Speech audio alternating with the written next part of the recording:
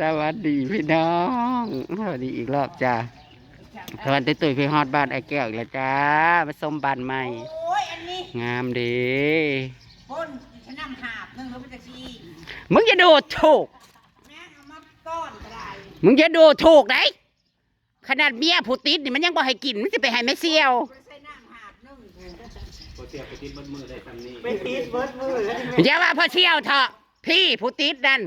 มันบริเห็นยังมันเป็นติดตะปูดไหมนะสวัสดีค่ะสวัสดีพี่เด็กของฝากจากเจซีอุ้ยมีแต่แมงอีเนาะ50ตัวผู้เด้อเห็นว่าน้อยเดียวก็ได้ฮอดบ่อันนี้นะฮอด49ตัวบ่ฮอดก็ได้เจ้าเบิ่งเอาไว้เลยกระเบื้องอะไรแล้วคุณเรียบร้อยแล้วล่ะโอ้ยข่อยสิได้แต่ห้องเดียวนี่แหละนี่ข่อยสิเอาแต่ห้องนี่ซ้ำนี่พอห้องเดียวโอ้ยข่อยสิเฮ็ดงบ50,000เท่านั้นข่อยสิเฮ็ดงบ50,000เท่านั้นเด้อเพียงนาน้อยอันนี้จักจันตัวแม่นี่ที่ไม่มีแดงๆเจ้าลูกไม่เคยเจียวเอานี่พี่น้องเดี๋ยวจะบอกรีวิวจักนี่ผู้ชายตัวผู้นี่ผู้ชายนี่ตัวห้องนี่ห้องมันแตกต่างกันแล้วก็ตัวแม่มีแล้วนี่โอ้ยอะไรมึงน่ะคือมันอยู่บ่มันมีกาบขาวๆนี่สังเกตตัวผู้ใช่ตัวผู้กับพอเห็นว่าก็ได้มันมีอยู่น่ะเด่นแหลมจิรินจะเป็นห้อนเลยเนาะนอนอยู่ในเฮือนนั่งตัวนั่นก็ฮ้อนโคตรมันบ่ได้ติดบ่เห็นหูก็มีจ้าเคยก็มีจ้าเอาไว้ป่นเหมือนกันใช่ไหมแต่บ่มีพักอีหุ่มเนาะพักกระโดดทุกสิ่งมาค่ะถูกซื้อโอ้ยงามเด้งามเด้แต่งลวดลายเข้าไปเสาทรงเสาโซ่เข้าไปแล้วก็รับแม่บ้านด้วยจ้าฮะรับแม่บ้านจะเขียนป้ายรับแม่บ้านอยู่ลาเจ้าบ่จ้าจะเขียนป้ายรับแม่บ้านโอ้ย30 วันพอจะก็หายได้เนาะมันยังใหญ่โพดทำความสะอาดบ่ไหวบ่ไหวทำความสะอาดบ่ไหวเมื่อยแล้วเมื่อแล้วบ่ทาสีนี่นะทั้งนอกทั้งในแล้วเมื่อไรเหลือแต่ปลูกกระเบื้องเนาะไปพาส้มแน่เขาจะมาปลูกให้ก็โดนบอกเขาเลยเฮ้ยในห้องน้ำบริเวณอาบน้ำอ่างตรงนู้นคือน้ำเงินติ่งนะอ้าวนั่นไงเจ้าของบ้านกระปูได้น้อยนึงสำหรับคนในบ้านตายโอ้ลงแม่คนนี้ก็ขายกินไม่ได้เจ้าเองเลยให้เขาลงเอาวันบ่ายช้อนที่บ่ายช้างต่ำเขาจู่แล้วแมนบอกแมนในห้องกับห้องอันนี้นะปูสีเดียวกันบ่สีเดียวกันกลัวเดียวเอากลัวสีขาวแต่มีลายใบนอนสีขาวแล้วมันจังสว่างมันเป็นสีสว่างเ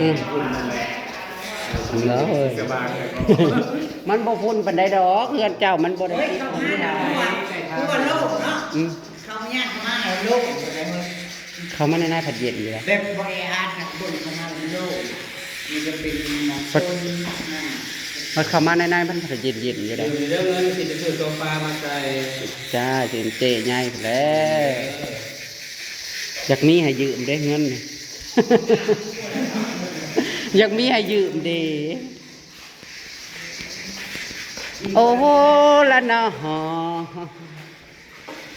ทีนี้กันบ่มีห้องน้ำพัชปูนตึง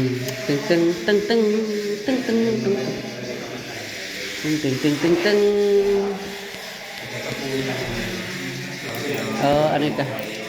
ใส่ตะกายเรียบร้อยเป็นตะนามกันนกก็ได้ใส่ตัวมันทันทีนะมันบลูนก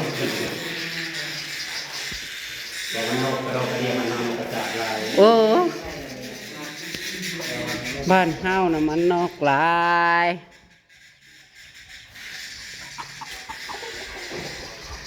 ตะกี้ว่าบ้านหลังเก่ากับว่าสูงเลยเนาะประเทศบ้านสั้นเดียวขึ้นไปผัดสูงกว่า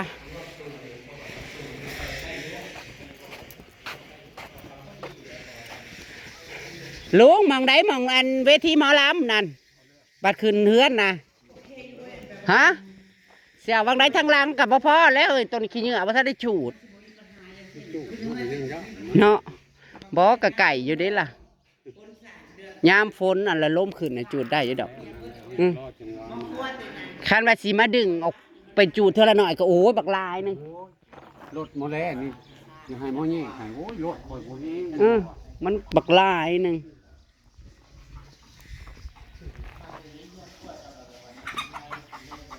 สมหอนเถอะดิผัดเข้าไปในเฮือนผัดคือเย็นจ้ะพี่น้องเลยผู้ใดน้ำเพิ่นนี่กะได้น้ำเพิ่นนี่กะจนลุบเลยปรับมันใหม่วุ่นคือมันเป็นตะย่านคือยังในแตกบลัมไม่ไผ่บ้านสั้นเดียวเวลาเฮ็ดขึ้นพละสูงก็ฮอดบ้าน2 สั้นได้พี่น้องเอ้ยมันหลังใหญ่เนาะน้องคนเกษตรวิสัยไอ้พระนมไทยแก้วเพิ่นก็สิลงมาทุกอาทิตย์เนาะเพราะว่าเพิ่นก็ลงมาเบิ่งเขาเฮ็ดเทือนเขาอันนี้ให้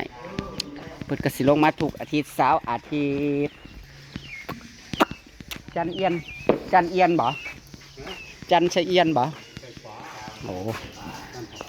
มาลงมานั่งอยู่พี่ฮ้อนใส่ปูนขี้งัวขี้ยังนี่หันเสื้อเห็ดข้างกับผู้บ่าวจะแม่นได้กิน เห็ด ยืด ข้างกับบ่าวเสือจะแม่นได้กินยืดเพราะจะเอาบ่าวเต็งโดนชีเดียมตัวแหละโดนบ่าวตัวเสือตัวนี่ล่ะเพิ่นเอาสิมาสงกรานต์เงียบอยู่ทิ่มปันแต่ว่าบ่แม่น ใครมาท่านเหาะเฮ้ย โอ้ย เนาะเขาอาจสิมาซื้อไผ โอ้ยเสื้อไป บ่อยากคิดเลยบ่อยากตั้งความหวังมึงก็จะตั้งความหวังแล้วกูจะจื้อ บ้าผมก็ว่าเป็นไรอ่ะมันได้เขาว่าอย่างเงี้ย เจ้าอะทำสวยไว้ทาโลดทำสวยไว้ทา 4 มื้อ 3 มื้อจังหอด อันนั้นเคยเสร็จลงกันบ่คือตะกี้แต่ใหม่ๆยังก็บ่คือใหม่ๆดอก อันนี้บ่ต้องล้างก็กินโลดนี่เราบ่ได้ใส่ ว่า สา แล้ว ร วันเวลาเปลี่ยนกัน เขาอาจสิมาเสื้อร์ไผ่เพิ่นก็ได้เนาะไปสิ นี่ ไปดู คือเก่าอยู่จ้าวันเวลาที่มันร่วงเลยใจคนเปลี่ยนเปลี่ยนแปลงจดจำกันไม่ได้เอาเรามากินด้วยจากเมาเด้ เอาออกแล้ว กินน้ำเป๊ปซี่นี่แหละดีที่สุดนะแกโอ้ ผู้บ่าวในเมืองตัว โย่เคยบ้านนอกกับจุ้มกล้วยบ้านนอกคนในเมืองก็ย่อม เคยเป็นนอกเคยกระโดดกันลาวไปจากทิพย์จากแดด บ่ทันหัวผู้ใส่ในมือ เนาะ คนในเมื่อมันคือคนไทยใต้ที่จริงใจ มันคือคนเฮ็ดใต้นี่นะ เฮ้ยเป็นบางคนเด้ออันแล้วเปล่าบอกหักเขาไปไว้โพด มึงเป็นฝ่ายบอกฮัก ต้องให้เขามาบอกหัก มึงเป็นฝ่ายบอกฮักเขาก่อนเบา ว่าท่านบอกหักมันจะบอกว่ามีแต่ข้อมูลซื้อดี ใครบอกหาไปก่อน บอกเด้อเขาไม่ได้บอกฮักเด้อ ป้าเชิญกันมาจนครบปียังไม่ได้บอกหักกันอยู่ ดีบอกว่าดีเคยบอกเคยว่าบ่เคยว่า บอกว่า เอออย่างเดียวเลยไม่ได้บอกฮักฮักบอกฮักเรื่องลายเป็นหักลาย เขา โอ้ยจะบ้าก็เชิญก็ไม่ได้เชิญ เขาอยู่ เพื่อนเนี่ยเชิญหัวจักดอกว่าเชียว บริเวณกันลายมือเส้นแจ็คดอก สิแจ้งคุณ เดี๋ยวตอนแจ้งเมื่อเชื่อที่ซ้อมตอนแจ้ง อย่า ดังเชื่อเมื่อคืนเท่าดีๆอาหารตัวตรงๆไปเลยตรงๆไปเลยดังเชื่อเมื่อคืนนี่ อาย เสือ สองเชื่ออย่าดิตอนนั้นแรกก็ตอนที่แจ้ง ใจยุ่ง แถมซ้ำเศร้า เสียงบ้าน จะไม่ยามาเซิร์ฟกัน ตอนไหนกันขาย เมเชียวกันครับดีดี วันนี้เราอายเป็นหนาแล้วแดง บอกคือเจ้าดอกแม่เชียว จับมือซื้อ น้ำเจ็บมืออันนี้กัน ๆน้ำยา น้ำจะมือให้เกียรติกัน น้ำเจ็บมือให้เกียรติกั เป็น นดี เพื่อนนั้นมันเมื่อไห้เกียร์ เดี๋ยวนะมัน ปลอดสารพิษมีแต่ยาขายยา สีจ้ามือเศร้าอันนี้คือหมากตัวปลอดสารพิษนี่มันสิเป็นแบบนี้งอๆแง่ๆนี่มีมีแมงจอนี่ ว่าที่ข้างอันเก่าจะปลูกแล้วพุ่นเนาะ กันยังมันบางหลายๆหนึ่งจุดก่อนมันเก็บมันกับบางหลายๆ นี่มาเป็นยังเป็นเนื้อ น้ำย่าง ของเขาเลยโลเท่าได้เถื่อเลยของเพิ่น เขาอยู่รุ่นน่ะข้างก็บ่มีต่อมันก็บ่ได้เห็น ถั่วกระเทยมันจะเยอะยืนยาวหน่อยนึง ผสมมันปลูกเพื่อไม่สิเป็นนะแก้วเพิ่มนึง แต่ว่าหมากง่าวอยู่ไหนหมากถั่วเรา หวานพร้อมเลย หวานพอ ตายย่าง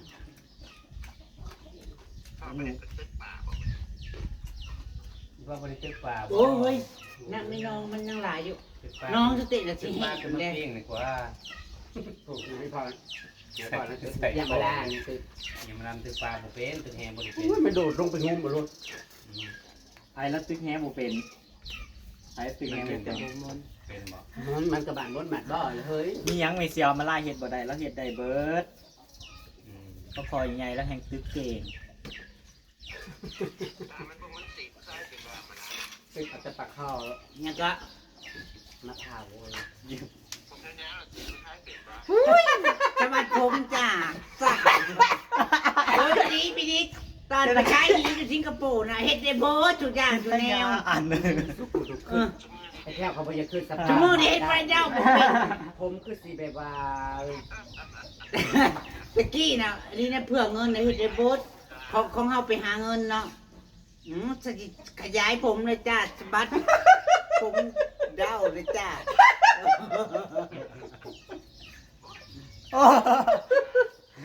กูจะขึ้นภาพออกเลยเดี๋ยวนี้นะ เป็นภาพเวิร์ดเมานะ ตะกี้น้อยเนาะสิสถาบันกระเทยเบิดเนาะ สิที่ไอ้เนี้ยเปิดเงินหนักกว่า เพื่อเงินได้มาแต่เงินหนาวเฮ็ดได้เบิดเทื่อสามมีเทื่อไปเจอชาดิก็มีโหยคือสิหัวกูน่ะมาตบ คือสิบีบข้อผู้ชาย สี่เฮาน่ะติเฮาตุ่มเขียวเบิดเพื่อสิแล้วนะเพื่อสิได้เงินเขาหน่อยเอ้ย ตึกที่สมมติสมโคย ตีนะ คนแล้วนะครับว่าอะไรเสื้อคือหัวคือควายนะ เชิงเชิงก็เชิงคือหมาเชิงเฮาน่ะบ่ได้ยั่งนั่งว่าซั่น จากเจอชาดิสน้ำหิว บ่ได้ให้ร่างหายใจน้ำก็บ่อยากทา ทาน งเชียวไปเจอทุกรูปแบบ 3-1 กระเพาะ กินหนึ่งกิน จะเขาหูได้ 3-1บ่ ได้ได้จักร้อย ตอนนี้อยู่ หวานนัวหวานหวานพี่น้อง ไว้ที่โตอยู่นั่งก็ได้โอเคนะกันอันนั้นก็ตะกี้ในกลุ่มอยู่เฮาก็มีแต่คนในบ้านเด้อในกลุ่มทุกคนในบ้านเด้อ 4 คน นางเลิง มันนั่นยังไปหาเงิน แล้วก็นางโตนแก้วข่อย4 คน เพื่อนดีพายุมองได้ ที่เล่นน้ำกันมาตั้งแต่น้อยๆมี4 คนในบ้านชั่วโมงยังอยู่ ยังอยู่ครบ แต่ลงไป อันนี้เขาจะเป็นยัง เฮ็ดบุญ อ๋อเห็ดบุญย่าง เฮ็ดบุญเข้ามาจากเมืองนอกพี่น้อง ยังอยู่ครบ มีหมอลำบ่ อันตั้งแต่คบกันตั้งแต่น้อยจนเฒ่าแล้วก็ยังบ่เศร้าคบกันอยู่ไหน อ้าวบ่ทันได้จ่ายเลย เห็นกันก็ยังเป็นหมู่กันคือกับปกติ จะได้ไอ้แก้วหนึ่งวะ เจ้าใจเลิง ตั้งแต่น้อยใหญ่ขึ้นมา ก็มีเลิงโต้น4 คน นั่งเรื่องแบบนั้นคือได้เนี่ย อันนั้นไปกรุงเทพนั่นก็ได้เมีย นั่งไปเสียท่าอะไรจะแบบไปมาพื้นนั่งดูนั่งไปท่าทานได้นั่งเป็นได้เมีย เมียตายจะได้ผัว เป็นเมียตาทัดใจพูด แต่เมียมาตายก็สิ เอ้า บ่ได้ อันนี้ในผัวและกานางนาขึ้นมาเต็งเนาะเต็งตอนเต็งก็เฮ็ดงานอยู่กรุงเทพแล้วก็แถวบ่อยแล้วก็ขึ้นมาโคราชแล้วขึ้นมานำกันนางกูฉันละเต็งก็แต่งหญิงให้นาง